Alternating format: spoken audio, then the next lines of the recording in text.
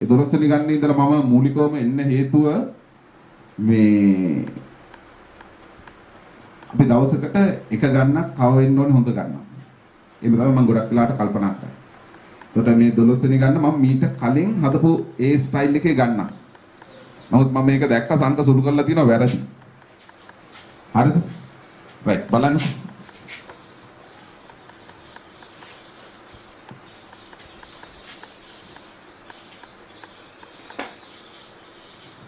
දොළොස්වෙනි ගන්න කියනවා බිම සිට කිසියම් උසකින් පිහිටි කවුළුවකින් වීදිය දෙස එපී බැලූ නිමල්ට වීදිය අනෙක් පැත්තේ මීටර 20ක් උස ගොඩනැගිල්ලක මුදුනේ ආරෝහණ කෝණය අංශක 52ක්ද පතුලේ අවරෝහණ කෝණය අංශක 27ක්ද බව පෙනී.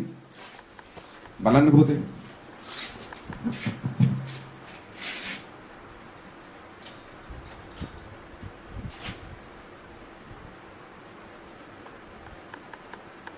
අපි හිතමු නිමල් මෙතන ඉන්නවා කියලා.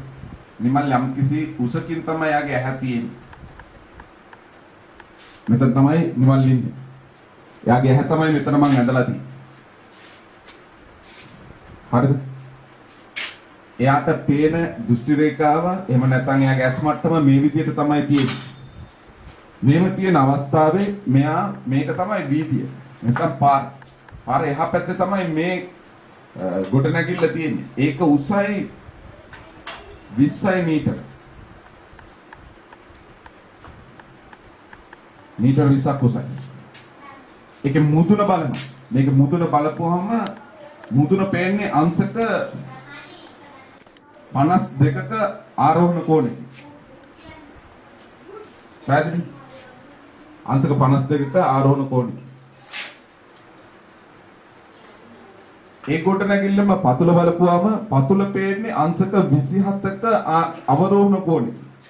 ඔයගොල්ලෝ දන්නවා ආරෝහණ කෝණය සහ අවරෝහණ කෝණය. ඇස් මට්ටම ගත්තාම ආරෝහණ කෝණය අවරෝහණ කෝණය ගත්තාම ආරෝහණ කෝණය කියන්නේ ඕනම එක්කෙනෙක්ගේ ආරෝහණ කෝණය ඔහොම තමයි බලද්දී මෙයාගේ ඇහැ තියෙන්නේ මෙහෙම. මතකනේ මම කියලා දීලා තියෙනවා. මේ මිනිස්සයාගේ මේ කොහොමනම් මේක තමයි ඇස් මට්ටම. උඩක් බලන්නේ මේ විදියට. එතකොට මේක තමයි ආරෝහණ කෝණය. ඇස් මට්ටමත් එක්ක තමයි තියෙන්නේ. ඕනම කෙනෙක්ගේ ආරෝහණ කෝණය මේ ඇස් මට්ටම තියෙන්නේ පොළොවට සමාන්තරව. ඒතර උඩ බලන්නේ ඔහොම පොළොව බලන්නේ මෙහෙම. මේ මිනිස්සයා කුරුල්ලෙක් වුණා. හරිද? කුරුල්ලෙක් වුණා එයාගේ ඇස් මට්ටම තියෙන හැම වෙලාවකම සලකන්නේ ওই විදියට. පොළොවට සමාන්තරව. කුරුල්ලෙක් වුණාම මේව සිරස්ව ඉහළට එහෙම නැහැ. හැම වෙලාවෙම පොළොවට සමාන්තරව තියෙන්නේ. එතකොට ආරෝහණ කෝණය කියන්නේ මේක. උඩ බලනවා නම් තමයි ආරෝහණ කෝණය. අවරෝහණ කෝණය කියන්නේ මේක. දැන් මම පාරේ යනකොට මම ඔයගොල්ලන්ට කියන්නේ මගේ ඇස් මට්ටම තියෙන්නේ මෙහෙම. එතකොට මම උඩ බලද්දි මෙහෙම බලන්න. එතකොට මෙහෙම යම් කිසි දෙයක් බලනකොට මෙතන හැදෙන කෝණය. දැන් මම මෙහෙම බලනවා නම් මේ ඉන්නේ මම නම් මගේ ඇහැ මෙහෙම තියෙනවා නම් මේක ඇස් මට්ටම උඩ බලන්නේ මේ ආරෝහණ කෝණය. මම මේක අවරෝහණ කෝණය මේක. ඒක බලන්න ඒක ගන්නෙත් මේ ඇස් මට්ටමට සාපේක්ෂව. එහෙම නැතුව මේක නෙමෙයි. සමහර ඒගොල්ලෝ ඔතන ලකුණු කරලා තියෙන අවරෝහණ කෝණය. මොකද මම පාර යන්නේ මේ ඔළුව පාත් කර කර මෙහෙම යන්නේ නැහැ. ඔළුව උස්සගෙන මෙහෙම යන්නේ. ඒතකොට මගේ ඇස් මට්ටම මෙහෙම. ඒතකොට අතන මම බලද්දි මෙහෙම පල්ලෙහා බලද්දි මේ දෙක අතර හැදෙන කෝණය තමයි අවරෝහණ කෝණය. උඩ බලනවා නම් ඒ විදිහට තමයි තියෙන්නේ. මම ඔක දිගින් දිගටම කිව්වා. හරි? එහෙනම් ওই විදිහට තමයි අපිට ආරෝහණ කෝණය සහ අවරෝහණ කෝණය අපිට ලැබෙන්නේ.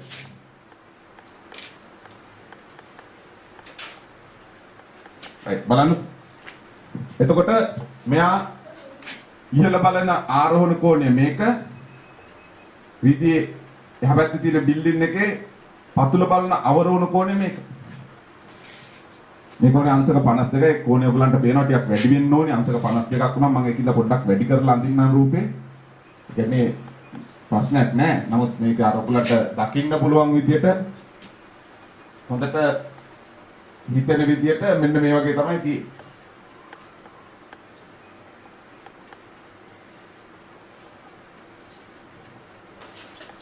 මොකද තමයි මේ කෝණය අංශක 52යි. අංශක 52යි කියපුවම ඔයගලන්ට තේරෙනවනේ. ඕනේ වැඩි වෙන්න ඕනේ. නේද? මෙතන ඉල්ලලා තමයි අස්මට්ට. ඔය විදිහට එන්නේ.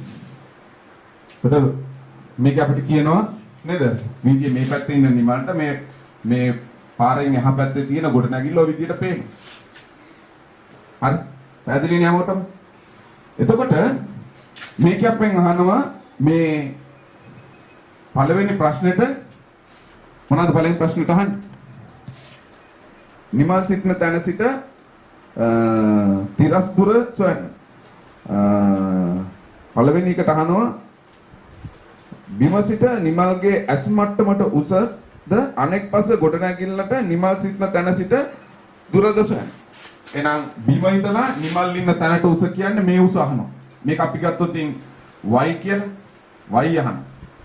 ඊට අමතරව මේ බිල්ඩින් එකේ ඉඳලා මෙතන තියෙන බිල්ඩින් එකට තියෙන දුර අහන. ওই දෙක තමයි අහන්නේ. නේ මතකද මම ওই වගේ ගන්නක් හැදුවා. එතකොට මේ උස y නම් මේ උසත් y වෙනවා. මේ උස y. මෙතන ඉඳලා මෙතෙන්ට එනම් කොච්චරක් වෙනවද? මේ මුළු උසම 20යි. මේ ටික y. එහෙනම් මේ උස කොහොමද අපි ගන්න? කියන්න බලන්න. කොච්චර දෙන්න?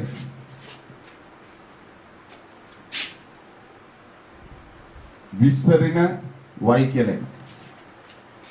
නේද? මේ දුර y මේ දුර එනවා විස්සරින y. පැහැදිලි? එහෙනම් අපිට දැන් පුළුවන් මේකට ත්‍රිකෝණමිතික අනුපාත ලියන්න. මේකට ත්‍රිකෝණමිතික අනුපාත ලියද්දී බොහොම කල්පනාවට ලියන්න. ඔයගොල්ලෝ ඉගෙනගෙන තියෙනවා sin cos tan ඉගෙනගෙන තියෙනවනේ. sin කියන්නේ මොනවද මතකද? sin කියන්නේ සම්මුඛ පාදයේ බෙදීම කර්ණය.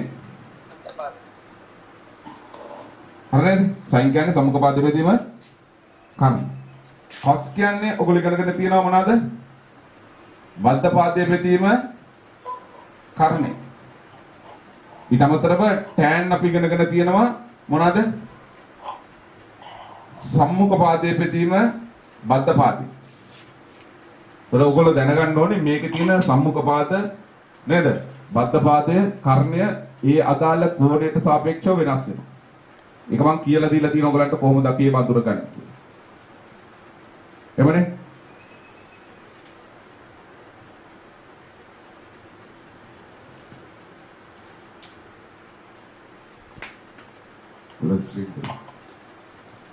අර මේක උඩ ටික පේන්නේ නැහැද? කැමරා එකේ හදලා තියෙන්නේ. බලන්න. එහෙනම් අපිට මේකට ලියමු ත්‍රිකෝණමිතික අනුපාත ටික බලන්න. මේ කෝණයට ගියාම මේ කෝණයට සාපේක්ෂව මෙතන තියෙනවා ත්‍රිකෝණයක්. මේ කෝණයට සාපේක්ෂව මේ පාදය කියන්නේ සම්මුඛ පාදය. හරිද? මේ පාදය ඇවිල්ලා බද්ධ පාදය. එහෙනම් සම්මුඛ පාදයේ බද්ධ පාදයෙන් බෙදන්න පුළුවන්. එහෙනම් සම්මුඛ පාදයේ බද්ධ පාදයෙන් බෙදපුවම අපි ඉගෙනගෙන තියෙනවා tan අපිට හම්බෙන්නේ. tan 52 සමානයි සම්මුඛ පාදය 20 ඍණ y. සම්මුඛ පාදය මේක ඇල්ලලා 20 ඍණ y. ඒක බෙදන්න ඕනේ බද්ධ පාදේ. බද්ධ පාදේ කොච්චරයිද? x. මේ දුර x නම් මේ දුරත් කොච්චරක්ද වෙන්නේ? x. ඒක තේරුණාද කියන්නකෝ? ඕක ලියන්න පුළුවන්. හරිද? තව එකක් ලියන්න පුළුවන්. මොනවාද? මේ කෝණයේ අංශක 90ක් වෙනවනේ. නේද? මේ කෝණේ හොයන්න පුළුවන්. මේ කෝණ තුන මේක 180 180න් 90ක් ගියාම මේ දෙන්නගේ එකතුව 90. එහෙනම් 90න් 52ක් අඩු කරලා මේ කෝණේ හොයන්න පුළුවන්. මේ කෝණේ හොයපුවාම මේ කෝණය ඇවිල්ලා 90න් 50ක් අඩු කරපුවාම 40 40න් දෙකක් අඩු කරපුවාම 38යි. එහෙනම් මේ කෝණයට සාපේක්ෂව මේ පාදයේ සම්මුඛ පාදය මේක බද්ධ පාදය.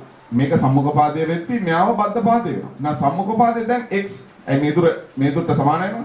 වීදියේ පල්ලේ. නේද? එන එකක් ලියන්න පුළුවන්. ඒකට ලියන්න පුළුවන් tan 38 සමානයි සම්මුඛ පාදය x බද්ධ පාදය 20 ඍණ y. එමනේ 20 ඍණ y කියලා ලියන්න. මේක බද්ධ පාදය.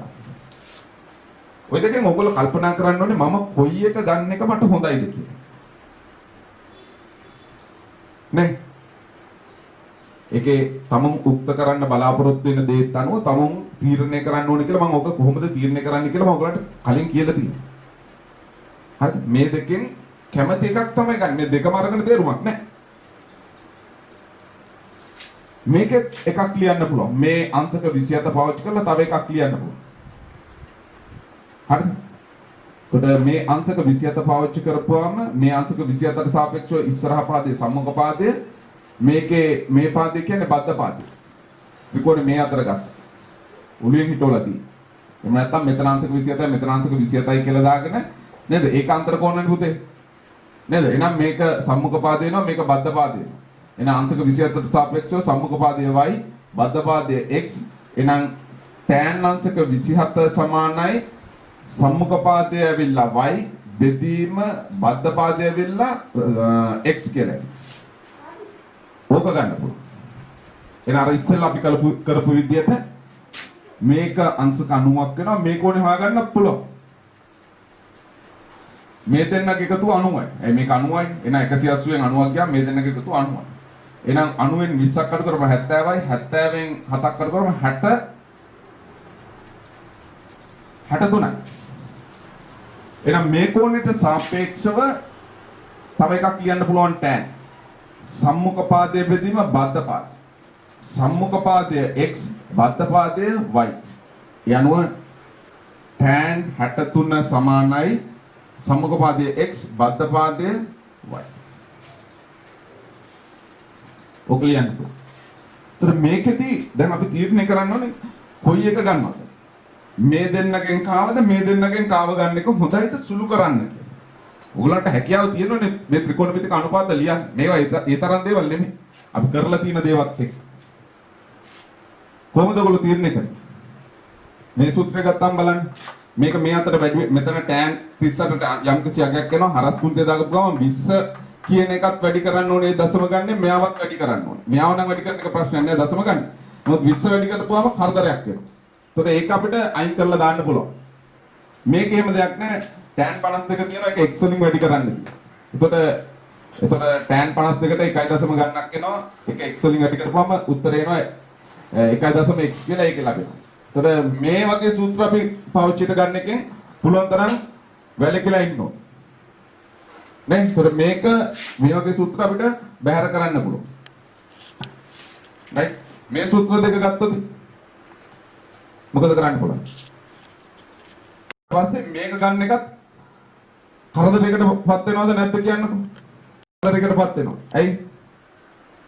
මේකේ x උක්ත කරන්න ගියොත් දැන් මේක පැත්තට වැඩි කරලා y නේ අපි උක්ත කරන්නේ. එතකොට මේකේ y උක්ත කරද්දී මේක මේ පැත්තට වැඩි කරපුවාම y වලට එන්නේ 63යි කියන 1.0 ගන්න. එතකොට ඒකත් කරදරයකටපත් වෙනවා. ඉතින් මේ සූත්‍ර දෙකම අපිට බැහැර කරන්න පුළුවන්. නම් මේ සූත්‍රය අපිට ගන්න පුළුවන් tan 27 සමානයි y බෙදීම x කියලා මේ සූත්‍ර දෙක අපිට තියාගන්න පුළුවන්. අර සූත්‍ර දෙක ගන්නව නම් මම කියපු දේවල් කල්පනාවට. හරිද? එහෙනම් මේක tan 52 බලන්නකෝ. tan 52 බලපුවම කීයද තියෙන්නේ? ඔයගොල්ලෝ දන්නවා tan 45 කියන්නේ 1යි. එහෙනම් tan 52යි කියන්නේ 1 දශම ගන්න. කීයද කියන්නකෝ 1 දශම කීයද?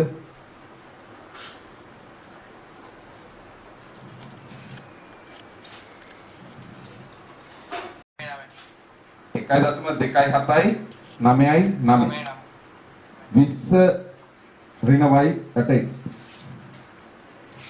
හරිද? ඊපස්සේ මොකද කරන්නේ? මේ x එකෙන් මේ පැත්ත වැඩි වෙනවා. මේකෙන් මේක වැඩි වුණාම 1.27යි 9යි 9යි x සමානයි 20 ඍණ y කියලා. එහෙමනේ? හරිද? right. මෙතන tan 27 tan 27 බලපුවම තියෙනවා tan 45ට වඩා අඩුයි. ඒකෙන්ද 0.0 උත්තරයක් එන්නේ. කීයද කියන්නේ පුතා? 5.0යි 9.5. හරිද කියන්නේ? දැන් අපිට පුළුවන් මේක මේ පැත්තට වැඩි කරන්න. මේක මේ පැත්තට වැඩි කරපුවම 0.5යි 9.5යි x සමානයි y කියලා. හරිද? මම ඔයගලන්ට කිව්වම නේද? මේ සමීකරණේ x තියෙනවා y තියෙනවා මේ සමීකරණෙත් x උයි y තියෙනවා. මොකද කරන්නේ කිව්වේ? මේකේ අපිට අවශ්‍ය නැති එක උක්ත කරන්න කියලා තමයි මම ඔයගලන්ට කියලා දීලා තියෙන්නේ. අපෙන් x අහනවා නම් y උක්ත කරන්න. y අහනවා නම් x උක්ත කරන්න. දැන් මේක x y දෙකම අහන ඉඳලා කිසි ප්‍රශ්නයක් නැහැ. මොනවායි උක්ත කරත් හරි. මොකද උත්තර දෙකම හොයන්න වෙනවනේ. එහෙමනේ. එහෙනම් මේක අපිට y උක්ත කරන්න පුළුවන්. මේ දැන්ටම y උක්ත වෙලා තියෙන මේක දෙවෙනි සමීකරණය කියලා ගත්තොත් මේක පළවෙනි සමීකරණය කියලා ගත්තොත් දැන්ටම මේක y උක්ත වෙලා තියෙනවා. එහෙනම් මේකේ y උක්ත කරද්දී මොකද වෙන්නේ අපි? මෙයාව මේ පැත්තට ගන්නවා ඍණ y මේ පැත්තට ආවම ධන y වෙනවා. සමානයි 20 මෙයාව මේ පැත්තට එනවා ඍණ 1.27යි 9යි x කියන්නේ. ඒක ගන්නවා අපි දෙවෙනි සමීකරණය. සමීකරණ දෙකක් තියෙනවද? දෙන්නගම y යුක්ත වෙලා තියෙනවා. එහෙමනේ. එතකොට y සමානයි මේක y සමානයි මේක. එහෙනම් මේ දෙන්න y සමාන වෙන නිසා මෙයා y මොකද වෙන්නේ? සමාන වෙනවා. එහෙමනේ. සාක බලන්න සුදු කරලා තියෙන එකේ මොකද කරලා තියෙන්නේ කියලා. මේකේ පළවෙනි සමීකරණය. හරිද? එහෙනම් මේ දෙන්නා අපි සමාන කරමු. මේ දෙන්නා සමාන කරද්දි බලන්නකො. මෙතනින් ලියන්නම් ආ. තේරෙනවද කියලා බලන්න.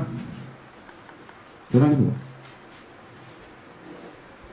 20 ඍණ 1.279යි x සමානයි 0.5යි 0.9යි 5යි x එමුනේ හරි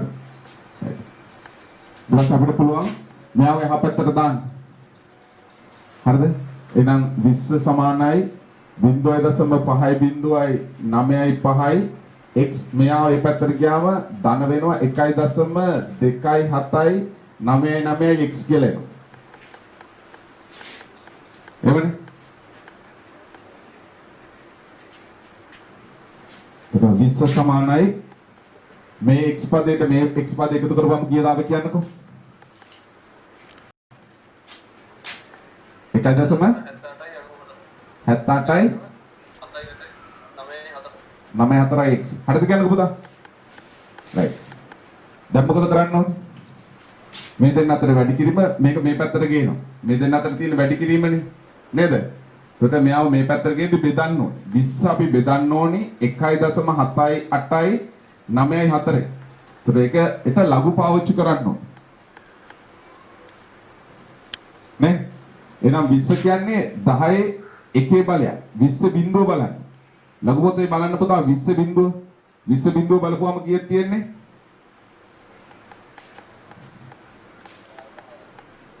ලඝු පොතේ බලන්න 20 බිඳුව. 20 බිඳුව බලපුවම තියෙනවා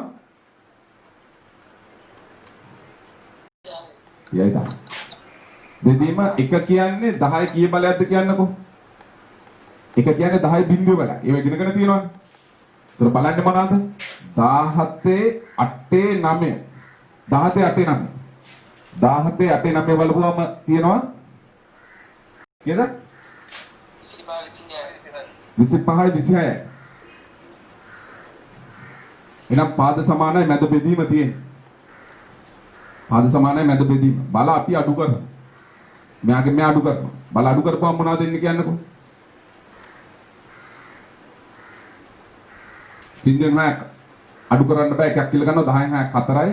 මෙතන තියෙනවා 9යි 9න් මෙතන බිඳුවයි බිඳුවෙන් බෑ එකක් කියලා ගන්නවා 10න් 2ක් 8යි. මෙතන තියෙනවා 9යි 9න් 5ක් 4යි. මෙතන තියෙනවා 2යි 2න් 2ක් බිඳුවයි මෙතන එන්න බෑ. හරිද කියන්නකෝ? 1.04යි 8යි 4යි. හරිද? මොකද කරන්නේ? මේකේ ප්‍රතිලඝු බලන්න. මොනවාද බලන්නේ? මෙයාව කොහෙද තියෙන්නේ කියලා බලනවා. එක තමයි දශම තියද තියන්නේ. එක කියන්නේ ඉලක්කම් දෙක උත්තරයක්. එහෙනම් 0.4යි 8යි 4 බලන්න ලඝු පොතේ කොහෙද තියෙන්නේ කියලා. බලපුවාම තියෙනවා 11 18 1 8. එහෙනම් 1.1 නම් පූර්ණ සංඛ්‍යා දෙකක උත්තරයක්. දශමික තියන්නේ දෙක. එහෙනම් 11.18 මීටර කියලා එනවා පාරේ පළල මේ දුර. තේරුණාද? මේ දුර 11.18 කියනවා. ආවට පස්සේ ඉතින් අපිට දැන් ඒ කියන්නේ මෙයා ඉන්න ගොඩනැගිල්ල ඉඳලා ඉස්සරහා තියෙන ගොඩනැගිල්ලට දුර. ඊට පස්සේ මෙයාගේ ඇස් මට්ටමට උස අහල. නේ? එහෙනම් මේ සමීකරණ දෙකෙන් මේ එකකට ගිහිල්ලා ආදේශ කරන්න y වල උත්තරේ ගන්න පුළුවන්. එවනේ මේකට දානවට වැඩි ලේසි නේද මේ සූත්‍රයට ආදේශ කරන එක? y හොයාගන්න. මේකට දාපුවම පේනවනේ 20න් අඩු කරන්න මේක අඩු කරලා සුළු කිරීමක් තියෙනවා. ඒතර තම කල්පනා කරන්න කොයි සූත්‍රයට මම දාන එක හොඳයිද කියලා. ලේසියෙන්ම දාන්න පුළුවන් සූත්‍රය තමයි දෙවෙනි සූත්‍රය. එහෙනම් x සමානයි 11.18 මීටර දෙවෙනි සමීකරණයෙහි ආදේශ කරන්න.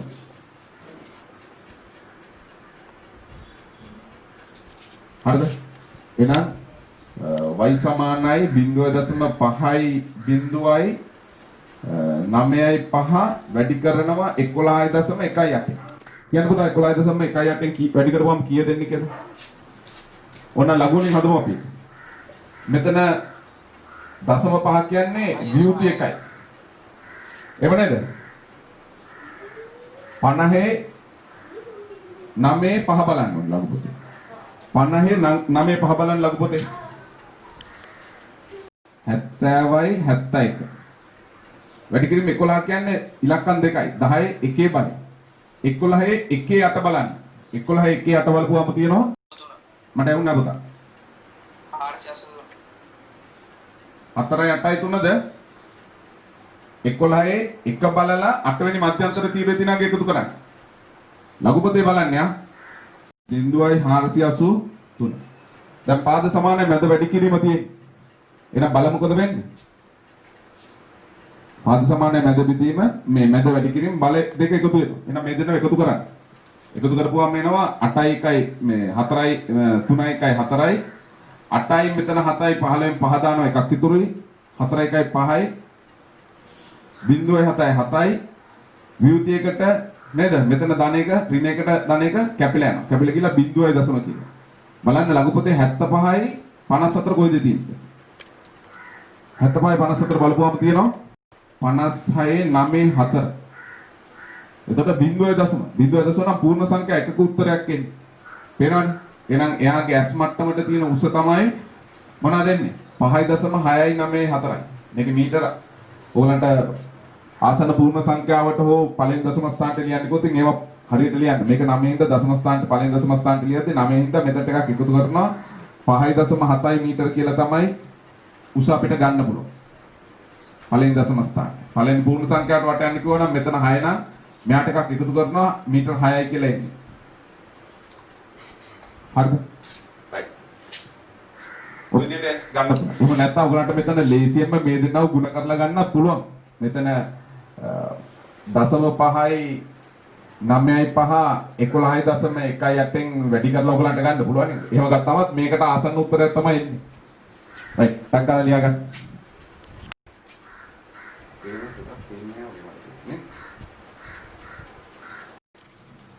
හරිද? 11 වෙනි ගන්නේ තියෙනවා ABC අනු වෘත්තයක අන්තර්ගත කර ඇති ත්‍රිකෝණය.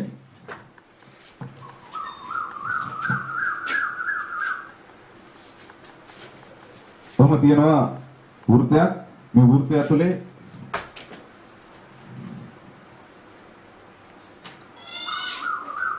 මෙන්න මේ වගේ ත්‍රිකෝණයක් තියෙනවා. මේ ත්‍රිකෝණය අපි ගත්තොත් පැත්තකට පොඩ්ඩක් පැත්තකට වෙන්න අඳින මේ සමපාද ත්‍රිකෝණයක් නෙමෙයි ආ. උගුලේ කන්දම මේ ත්‍රිකෝණයක් තියෙන එක ගොවම ඒක සමපාද ත්‍රිකෝණයක් වෙන්න ඕනේ. එහෙම නැත්නම් සමද්විපාද ත්‍රිකෝණයක් වෙන්න පුළුවන්. එහෙම නෑ මේක ඕන ත්‍රිකෝණයක් වෙන්න පුළුවන්. විෂම පාද එකක් වෙන්න පුළුවන්. අංග විකල ත්‍රිකෝණ තියෙන්නේ. නේ? right. එහෙනම් මේක ABC කියලා බලන්න. විශේෂ අවස්ථා අඳින්නට එන ABC කියලා ත්‍රිකෝණයක් තියෙනවා. ඊට පස්සේ කියනවා BCට ACට පහදෙට ඇති ලම්බකය BE. එන්නේ කියන්නේ B සිට AC ට ඇති ලම්බකය. B වල ඉඳලා AC ට තමයි ලම්බකයක් ඇඳලා තියෙන්නේ. ඒක BE කියලා දීලා තියෙනවා. එවනේ. ඊට පස්සේ කියනවා BC පාදයට පාදය ට ලම්බක ලෙස AC ට ඇඳි ලම්බ රේඛාව මොනවද කියන්නේ? P වලදී BE පාදයේද D හිදී BC පාදයේද Q හිදී වෘත්තයේද නැවත වෘත්තයේද හමු වෙනවා. එහෙනම් මෙතන ඉඳලා රේඛාවක් තියෙනවා. ඒක කැපෙනවා පළවෙනි අවස්ථාවේ. එවනේ කියන්නේ A සිට BC පාදයට A සිට ඇති ලම්බක රේඛාව. මෙතන අදින ලම්බක රේඛාව BE පාදය P හිදීද? මෙතන P. හරිද? BE පාදය P හිදීද? BC පාදය D හිදීද? මේක තමයි BC පාදය. D හිදීද? එවනේ නැවත වෘත්තය මොනවාද කැපෙන්නේ? Q වලදීද හමු වෙනවා. එහෙනම් මෙතන Q. මොන තමයි තියෙන්නේ? හරි. ඒකට පළවෙනි එකට මොනවද අහන්නේ කියන්න බලන්න පුතා. මේක කියනවා DC EP. බලන්නකො DC EP කියන්නේ කොහෙද? DC EP මෙන්න මේක. එවනේ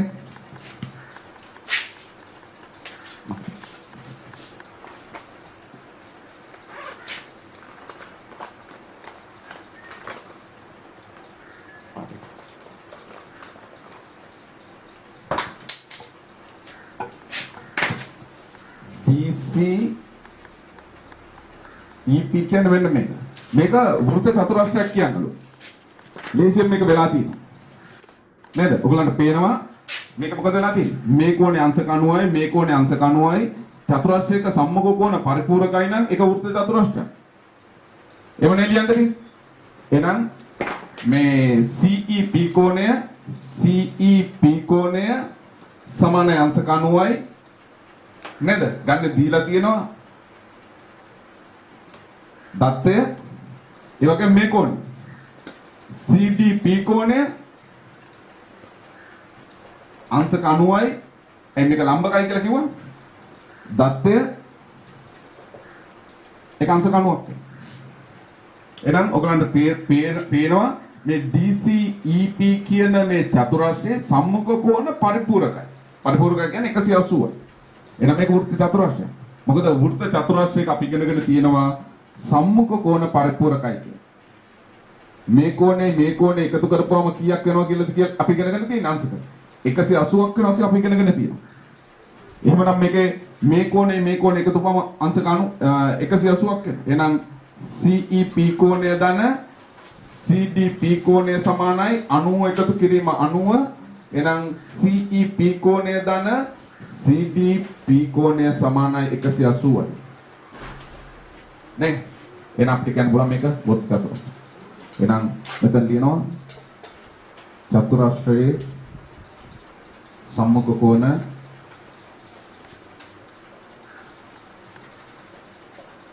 පරිපූර්ණක නිසා මොනවාද? DCEP. DCEP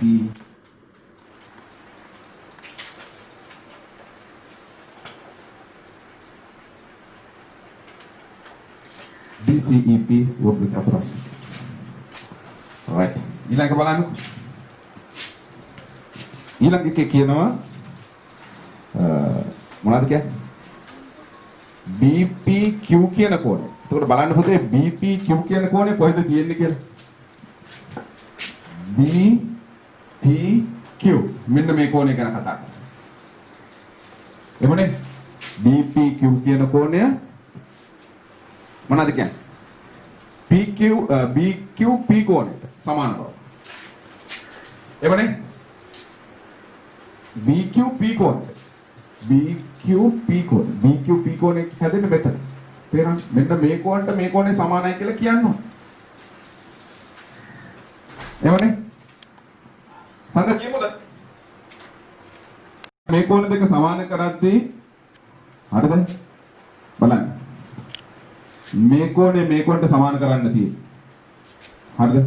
බලන්න.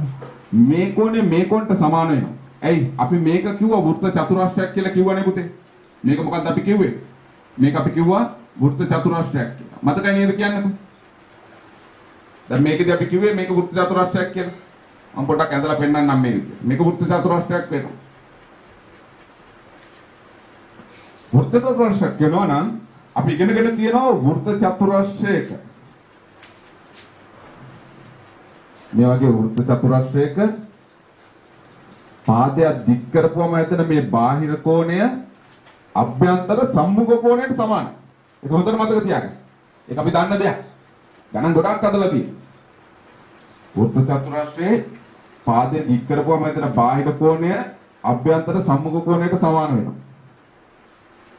එහෙනම් මේ කෝණය මේ කෝණයට සමානයි. මේ කෝණය θීට නම් මේ කෝණය θීට වෙනවා. නේ? එහෙනම් මේ වෘත්ත චතුරාස්‍රය මේක වෘත්ත චතුරාස්‍රයක් කියලා අපි ගන්න කලින් කිව්වා. එහෙනම් පාදයේ දික් කරලා හැදුන මේ බාහිර කෝණය මෙන්න මේ කෝණයට සමාන වෙනවා. මේ කෝණය θීට නම් මේ කෝණයත් මොනවාද වෙන්නේ? මේ කෝණයත් θීට වෙනවා. එපමණයි. මේ තව එකක් අපි ඉගෙනගෙන තියෙනවා එකම කණ්ඩේ කෝණය. මෙන්න මේ වෘත්ත කණ්ඩේ මෙතන හැදෙන කෝණයයි මේ වෘත්ත කණ්ඩේම මෙතන හැදෙන කෝණයයි සමානයි. මේ කෝණයයි සමානයි. ඒත් මේකත් බලන්න. මෙතන හැදෙන මේ කෝණය නේද? මේ AB කියන මේ ඡාප කැලලෙන් මෙතන මේ විශාල ඡාප කැලල මත හැදෙන මේ කෝණය. ඒ කියන්නේ ACB කෝණය මොනවාද? AQP කෝණ B කෝණයට සමානයි. ACB කෝණය AQB කෝණයට සමානයි. එහෙනම් මෙයාවත් මොනවද වෙන්නේ? θ වෙනවා. මේ කෝණය මේ කෝණයට සමාන වෙනවා. වෘත්ත චතුරාස්‍රයේ පාදයක් දික් කිරීමෙන් සෑදෙන බාහිර කෝණය අභ්‍යන්තර සම්මුඛ කෝණයට සමාන වෙන නිසා මේ කෝණය සමාන වෙනවා එකම ඛණ්ඩයේ කෝණය. එමනේ මෙයා මෙයාට සමාන නම් මෙයාට සමාන. නේ මේ දෙන්න සමාන වෙනවා එකම ඛණ්ඩයේ කෝණ. මෙයාට සමාන වෙනවා පාදයක් දික් කරපුවමයි. ඒක ඔයගොල්ලන්ට පේනවා ඉබේම මේ කෝණ දෙක සමාන වෙලා තියෙන්නේ. මේක ලියන්න ඕන. මේක මෙහෙම ලියලා හරියන්නේ නැහැ. සමහර ඉස්කෝලවල වල සමහර ටීචර්ස්ලා ඔහොම තමයි ලියන්නේ. ඔහොම ලියලා හරියන්නේ. මේක ගැලපෙන්න ලියන්න ඕන. මේ තීට ඒව දාන්නේ නැතුව අපිට පැහැදිලිව ලියන්න හැකියාව තියෙන්න ඕන. බලන්න. එහෙනම් අපිට කියන්න පුළුවන් මේ කෝණය ඉස්සලාම මේ කෝණයට සමානයි. ඒක තමයි මුත්‍යාත්‍රාශ පාද දික් කරව හැදෙන බාහිර කෝණය අභ්‍යන්තර සම්මුඛ කෝණයට සමාන වෙන අවස්ථාව. right? එහෙනම් අපිට ලියන්න පුළුවන් මොනවා කියලාද? BPD කෝණය. එහෙම නැත්නම් BPQ කෝණය. BPQ කෝණය සමානයි BPQ කෝණය සමානයි මෙන්න මේ කෝණය. BCE කෝණය.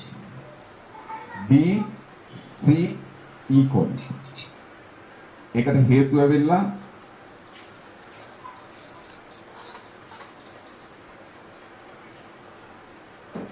වෘත්ත චතුරාස්‍රයක පාදයක් දික් කිරීමෙන් සෑදෙන බාහිර කෝණ. ඊට පස්සේ තව එකක් ලියන්න පුළුවන් මොනවද කියන්නේ? මොනවද ලියන්නේ? එකම ඛණ්ඩේ කෝණ. මේ කෝණයයි සමානයි. නේ? එහෙනම් BQ P කෝණ. එමනේ තියෙන්නේ ගන්න අහලා තියෙන BQP ද PQB. BQP නේ. right. ඒකම ලියන්න නැත්නම් හරි කරදරයකනේ. BQP කෝණය සමාන වෙනවා මෙන්න මේ කෝණය. මේ කෝණය ඇවිල්ලා මොනවාද? ACB කෝණය. ACB කෝණය. ඒකට කියනවා මොනවද අපි? එකම ඛණ්ඩේ කෝණ. එවනේ දැන් බලන්නකො පුතා. දැන් මේකේ දෙන්නම C කෝණය සමාන වෙලා තියෙනවා. DCEQ වත් එම නේද? DCEQ වත් මේ කෝණය. ACBQ වත් මේ කෝණය. එහෙනම් මේ කෝණ දෙක සමානයි. මේකට සමානයි මේකට සමානයි මේ දෙන්න සමානයි. මේ දෙන්න සමානයි නම් මේ දෙන්න සමානයි. නේ? බලන්නකො. එහෙම වෙනවනේ. එහෙනම් BPQ කෝණය සමානයි BQP කෝණය කියලා. නේ? ඔයගොල්ලෝ දන්නවා මම ඔයගොල්ලන්ට කියලා තියෙනවානේ. ඉර කියන එක මොනාරි එකකට සමාන වෙනවා නම් අපි හිතමු මලකට සමාන වෙනවා කියලා. නේ? හඳ කියන එක මලකට සමාන වෙනවා නම් නේ? ඉර මලට සමාන වෙනවා හඳත් මලට සමාන. එහෙනම් මේ මලයි සමාන. එහෙනම් මොකද වෙන්නේ? ඉරයි මලයි සමාන. ඉරයි හඳයි සමාන. ඔය තර්කයෙන් අපි කියන්නේ ඔයගලට මේ ප්‍රත්‍යක්ෂ කියලා තියෙන පාඩමක් ඒකේ ඔයගේ තමයි කියන්නේ. ඉර මලට සමානයි හඳ මලට සමානයි මේ මල් දෙක සමාන වෙන්න නිසා ඉරයි හඳයි සමානයි. ඒක තමයි මෙතන කළේ. මේකයි සමානයි නේද? මේකයි සමානයි. මේකයි සමාන. එහෙනම් මේ දෙන්න සමානයි. මේ දෙන්න සමානයි නම් මේ දෙන්න සමානයි. පැහැදිලි? right. එහෙනම් දෙවෙනි එක හරි තුන්වෙනි එක බලන්න. තුන්වෙනි එකේ කියනවා dp සමානයි dq බව සාධනය කරන්න.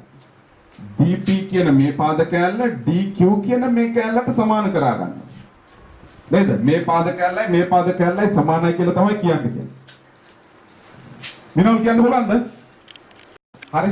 එහෙනම් dp dq ට සමාන කරන්නේ මොකද කරන්න තියෙන්නේ? ත්‍රිකෝණ දෙක අපිට අංග සම කරන්න තියෙන්නේ. මේ පාද දෙක තියෙන ත්‍රිකෝණ දෙකක් අරගෙන ඒ ත්‍රිකෝණ දෙක අංග සම කරන්න තියෙන්නේ. බලන්න. එහෙනම් මේ පාදයේ තියෙන ත්‍රිකෝණය ඇවිල්ලා BDP ත්‍රිකෝණය, මේ පාදයේ තියෙන ත්‍රිකෝණය ඇවිල්ලා BDQ ත්‍රිකෝණය. එහෙනම් ත්‍රිකෝණ දෙක ඉස්සෙල්ලාම ලියන්න ඕනේ ඔයගොල්ලෝ. මොනවාද? BDP ත්‍රිකෝණය සහ අනිත් ත්‍රිකෝණය ඇවිල්ලා BDQ ත්‍රිකෝණවල. හරිද? right. ඊට පස්සේ ත්‍රිකෝණ එක අංග සම කරද්දී ඔයගලන්ට පේනවා මේ කෝණයයි දැන්ටම සමාන වෙලා තියෙනවා. ඇයි? ඒගොල්ලෝ ඒ ගන්න දීලා තියෙන අපිට මේ අන්තිම කියන තැනට එක්කගෙන යනවා. මම ඔයගලන්ට කියන්නේ ගන්නක කොටස් දෙනවා වැඩි කියලා කියන්නේ අපිව ඒ උත්තරයකට එක්කගෙන යනවා. අපිට කලින්ම කිව්වා නම් මේ පාදේ සමානයි කරන්න කියලා කවදාවත් කරගන්න බෑ. ඇයි? මැද්දේ වැඩ ගොඩක් තියුණා. කෝණ දෙක සමාන කරගෙන එන්න වෙනවා. තේරුණානේ? ඒකට ගන්නක ඔයගොල්ලෝ හැම වෙලාවකම මතක තියාගන්න කොටස් අහනවා වැඩි කියන්නේ ඕගලන්ව එක තැනකට එක්කගෙන යනවා. මේ ගන්නේ අන්තිම තැන. ඒ කියන්නේ මේ කැල්ලයි සමාන කරන තැනට තමයි මේ දේවල් කරලා එක්කගෙන ගිහිල්ලා තියෙන්නේ ඒගොල්ලෝ ගන්න. පැහැදිලි? right. එහෙනම් මේකට සමාන වෙනවා මොනවාද? ඉහත සාධනය කළා. පෙන්නලා තියෙනවා. මේ කෝණ දෙක සමානයි. එහෙනම් අපිට ඒක ලියන්න පුළුවන්. BP එහෙම නේද? BP D කෝණය සමානයි BQ D කෝණය. එහෙම නේද? හේතුව ඇවි මොනවාද? ඉහත සාධනය කළා. මෙතන ලියන්න පුළුවන් ඉහත සාධනය කළා. එහෙමනේ? එහෙම නැත්නම් මේක ලියලා තියන්න පුළුවන් මෙතන. BP Q කෝණය සමානයි BQP කෝණය කියලා ඔබ ලියලා තියන්නත් පුළුවන්.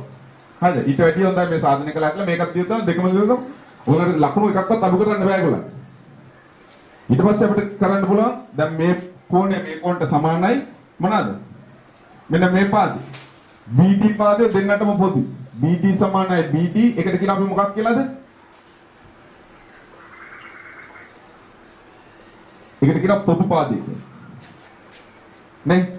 තව මොකක්ද තියෙන්නේ? එහෙනම් මේක 90යි නේද? ඒක අපිට ලැබෙනවා. එහෙනම් මෙතන අංශක 90යි මෙතන අංශක 90යි. එහෙනම් BDP කෝණය සමාන වෙනවා BDQ කෝණයට. BDQ කෝණයට මොනවා නිසාද? ලම්බකය නිසා. හරිද? ඕනම් මෙතන ලියන්න පුළුවන් සමාන අංශක 90යි හේතුව ලම්බක වෙච්ච නිසා. ලම්බකය නිසා. තේරුණාද? ඔයගොල්ලන්ට දන්නවා BDP කියන ත්‍රිකෝණයේ ලක්ෂණ ටික තමයි මේ පැත්තේ ලියලා තියෙන්නේ. BDQ කියන ත්‍රිකෝණයේ ලක්ෂණ ටික තමයි මේ පැත්තේ ලියලා තියෙන්නේ. එමුනේ.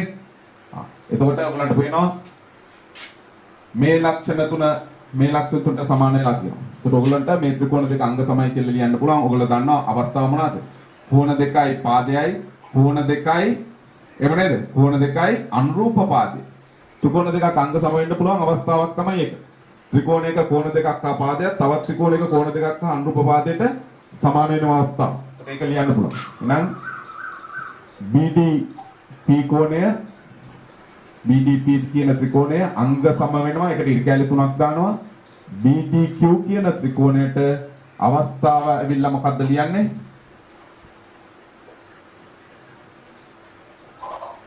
කෝණය පාදය. ඒ අනුව ලියන්න පුළුවන්. එම නිසා මොනවද වෙන්නේ? PD පාදය ඒකනේ අපින් අහලා තියෙන්නේ. DP පාදය DP සමානයි DQ. හේතුව මොකක්ද? අංග සම ත්‍රිකෝණවල අනුරූප අංග. right. හදාගත්තා ගන්න.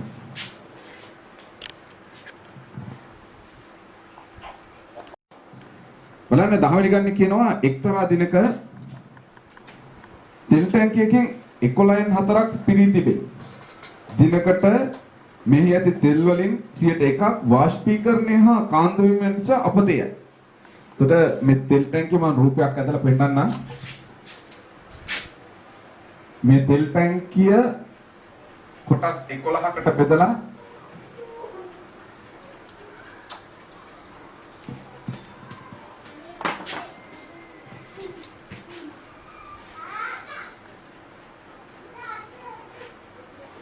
දෙකයි තුනයි හතරයි පහයි හයයි හතයි අටයි නවයයි 10යි නේ 1 2 3 4 5 6 7 8 9 10 11 සමාන කොටස් 11කට බෙදලා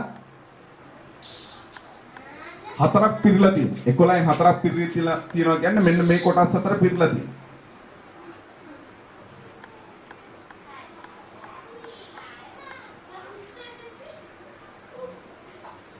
11න් 4ක් පිරලා.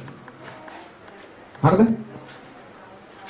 එතකොට මේකේ තෙල් පාවිච්චි කරේ නැත්නම් හැමදාම මේකෙන් 101ක් වාෂ්පීකරණය නිසා අපත යනවා.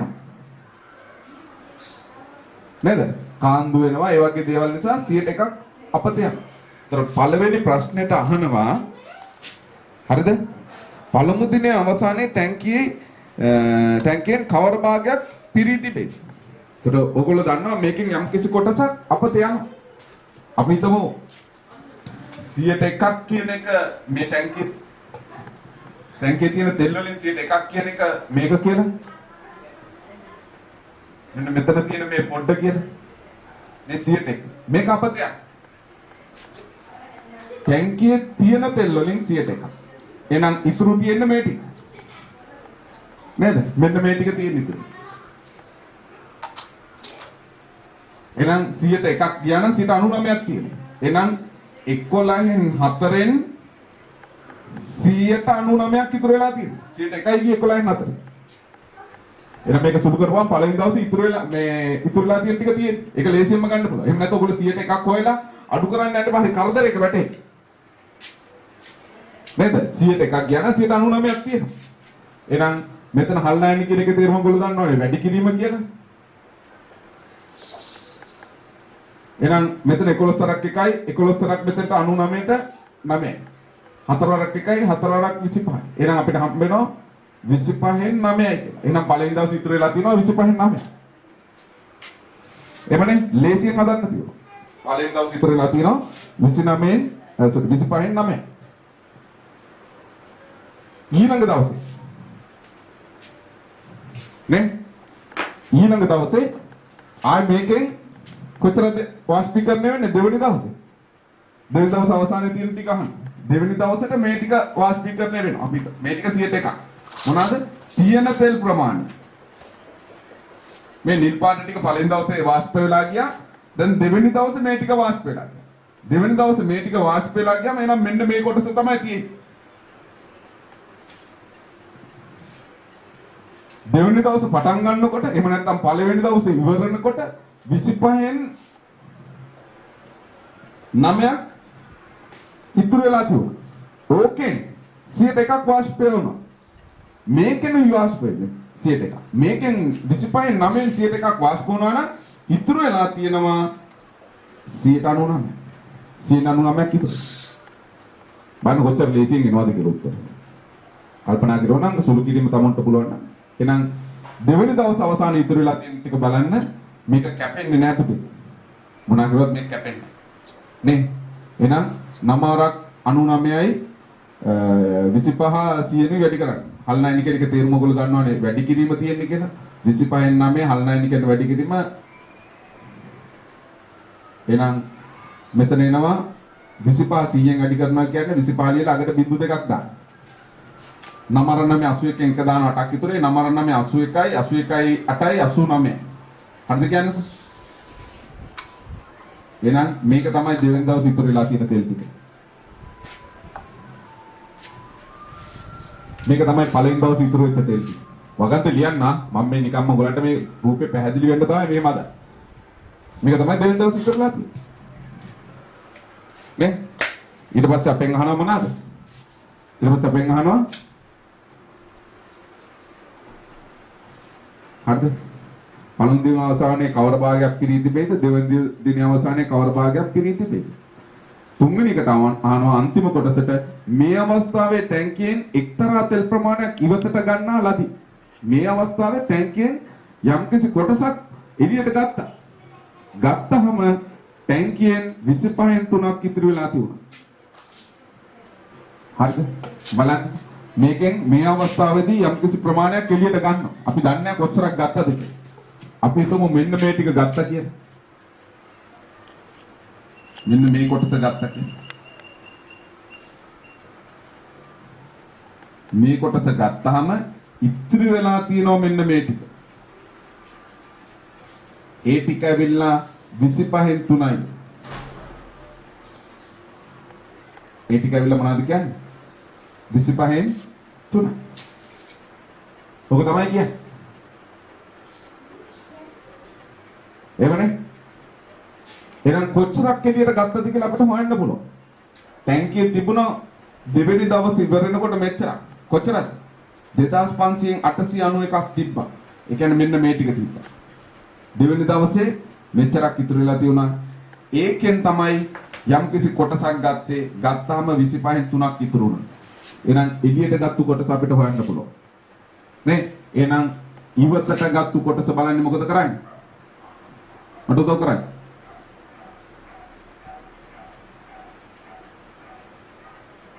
ඉවතට ගත්තු කොටස බලන්න මොකද කරන්නේ? ටැංකියේ තියුණා 2500න් 891ක්. ටැංකිය කොටස් 2500කට බෙදලා කොටස් 891ක තෙල් තියුණා. අර වාෂ්පුණාට පස්සේ. එහෙනම් දැන් තියෙන්නේ කොච්චරයිද? මෙච්චරයි. 25න් 3යි තියෙන්නේ. එහෙනම් 25න් 3 මොකද කරන්න ඕන? අඩු කරන්න. නේ? දැන් උදාහරණයක් විදිහට ටැංකියක තියුණා ලීටර් 900ක්. හරිද? තෙල් ටිකක් ගත්තා. ගත්තට පස්සේ ඉතුරු වුණා ලීටර් 400. ඕකනේ කියන්නේ. ඉතින් 900න් මේක ගත්තාම 400 ඉතුරු වුණා නම් ගත්තු ප්‍රමාණය බලන්න මොකද? 900න් 400 අඩු කරා. 900න් 400 අඩු කරාම ලීටර් 500ක් අරගෙන. ඒකනේ වෙන්නේ. ටැංකියේ තිබුණා ලීටර් 900ක්. දැන් තියෙන ලීටර් 400යි. එහෙනම් 900න් 400 අඩු කරාම ලීටර් 500ක් මොකද කරලා තියෙන්නේ? අරගෙන තියෙන්නේ. ඒක තමයි මෙතනත් කරන්නේ. ටැංකියේ තියෙනවා තෙල් මෙච්චර. දෙවෙනි දවස් අවසන් වෙනකොට 2500න් 891ක් තියෙනවා. නේ? ඊට පස්සේ තෙල් යම් කිසි ප්‍රමාණයක් ගත්තට පස්සේ 25න් 3යි ඉතුරු. එහෙනම් ඒකෙන් 2500න් 891න් 25න් 3ක් අඩු කරනවා. අඩු කරපුවම අපිට ලැබෙනවා මේකේ කුඩා පොදු ගුණාකාරය ඔයගලන්ට හොයාගන්න දන්නවා නේද? 2500යි 2500ට 2501යි එක්වරක් 891යි 2500ට 25 ඒවා 100යි 100 ඒවා තුනක් 300යි. අඩු කරපුවාම කී දෙන්න කියන්නකෝ 891 න් 300ක් අඩු කරපුවාම කියලා 591. හරිද කියන්නේ? 2500න් 591. මේක තමයි ඉවතට ගත්තු කොටස. එවනේ? එහෙනම් ඉවතට ගත්තු කොටස ගන්න දීලා තියෙනවා ලීටර් කීයයි කියලා. ඉවතට ගත්තු කොටස ලීටර් දීලා තියෙනවා. කොන් කරේද? ඉවතට ගත්තු කොටස දීලා තියෙනවා ලීටර 1182. එහෙම දීලා තියෙනවනේ. එහෙනම් මොකද කරන්න ඕන? අපිට පුළුවන් ඉවතට ගත්තු කොටස ඉවතට ගත්තු ප්‍රමාණයට සමාන කරන්න. ඉවතට ගත් කොටස සමානයි ඉවතට ගත් ප්‍රමාණයට. ඉවතට ගත්තු කොටස ඇවිල්ලා 2500න් 591 සමාන වෙන ඉවතට ගත්තු කොටස 1000 උදව් කරන්න 1182 1182යි ලීටර්. එහෙනම් අපෙන් අහනවා ටැංකිය දාරිද? එහෙනම් මේක හරස් කුට්ටිය දාන්න තියෙන්නේ. එවනේ? එහෙනම් මේක මේ පැත්තට වැටෙනවා මේක මේ පැත්තට වැටෙනවා. එහෙනම් මේක මේ පැත්තට එද්දී මේ 591 තියෙනවා මම දෙපාරම 590 ලියුවා. එහෙනම් 1182යි ලීටර මෙයා මේ පැත්තට ඇද්දී වැඩි කිරීම වෙලා උඩට යනවා 2500 591 යටට එනවා. බලන්න. බලන්න ලේසියෙන් සුළු වෙනවා 591 ඒවා මෙතනට 2යි. ඒක නිසා තමයි ආයක දුන්නේ. සුළු වෙන්නේ. ඔයගොල්ලෝ මේක හරියට සුළු කරාගත්තේ නැත්නම් ගන්න ජීවිතේවත් හදන්න බෑ. ගන්න අසාර්ථකයි. නේ? එහෙනම් 2500න් වැඩි කරපුවම ටැංකියේ ධාරිතාව වෙනවා 2500 2ක් ලීටර් 5යි. එහෙනම් ටැංකියේ ධාරිතාව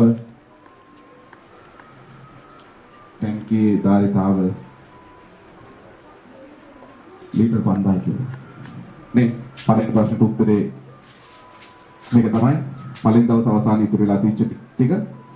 මේක තමයි දෙවෙනි දවසේ ඉතුරු වෙලා තිච්ච ටික. මේකෙන් ගත්ත යම් කිසි කොටසක් ගත්තාම 25 ඉතුරු වෙනවා.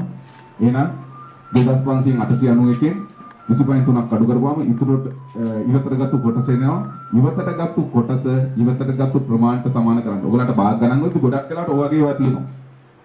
ප්‍රමාණය කොටසයි සමාන කර. ප්‍රමාණය කොටසයි සමාන කරලා හරස් කුන්තිය දාන්න සම්පූර්ණ එකම එන්නේ. මේවා ලොකු ගණන් නෙමෙයි. මේ වගේ ගණන් අපි හදලා තියෙනවා. නේ උදේ ඔයගොල්ලෝ අදන්නේ සමහරවිට ඉදමකින් මෙච්චර කොටස් දෙනවා මෙහෙම දෙනවා අන්තිමට මෙච්චරක් ඉතුරු වුණා. ඉතුරු වෙච්ච කොටස ඉතුරු වෙච්ච ප්‍රමාණයට සමාන කරන්න. කරලා හරස් කුන්තිය දාන්න. දාපු ගමන් මුලින්ම කොච්චරද කියලා. නේ ඒ වගේ තමයි මේක.